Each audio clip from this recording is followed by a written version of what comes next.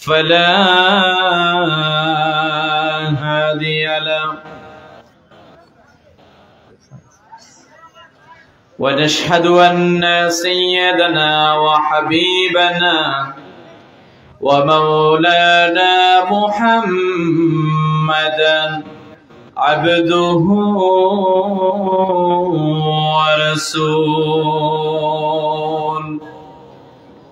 صلى الله تعالى عليه وعلى آله وأصحابه وأهل السنة والجماعة والناس أجمعين الذي أرسله بالحق بشيرا ونذيرا وداعيا إلى الله بإذنه وسراجا منيرا فقد قال الله تعالى في كلامه المجيد والفرقان الحميد সকলে আমার কণ্ঠের সাথে কণ্ঠ মিলিয়ে জবান ছেড়ে উচ্চ আওয়াজে পড়ুন আউযু বিল্লাহি মিনাশ শাইতানির রাজীম বিসমিল্লাহির রাহমানির রাহিম ইন্নাল্লাহা ওয়া মালাইকাতুহু ইউসাল্লুনা আলান নবী ইয়া আইয়ুহাল্লাযীনা আমানু সাল্লু আলাইহি ওয়া সাল্লিমু তাসলিমা আল্লাহুম্মা সাল্লি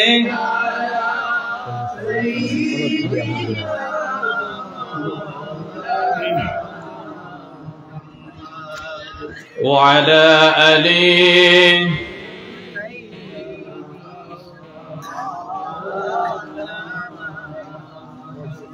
দুরূদ শরীফ পড়তে আপনাদের কষ্ট লাগছে নাকি? ঘুমে ধরছে নাকি? জিন্দা আছেন তো সবাই? দেখি কে কে জিন্দা নাই তার হাত তোলেন। না চাচা এবার শেষে হাত তোলেন কেন? মনোযোগ আছে। আমাকে একটা প্রশ্নের উত্তর দেন, এই জায়গাটা কিসের বাগান? সবাই বলেন।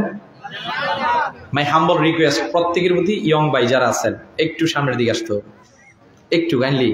আমি দুঃখ দিতে বা কষ্ট দিতে চাচ্ছি না, কিন্তু যেহেতু জান্নাতের বাগান, পরিবেশটা চাচ্ছি ঠিক করার জন্য। আজকে ব্রাহ্মণবাজার ব্যবসায়ী ইসলামী যুব সংঘের উদ্যোগে এত সুন্দর একটা জান্নাতি প্ল্যাটফর্ম, লোকজন আছে চারপাশে, আসবে ইনশাআল্লাহ।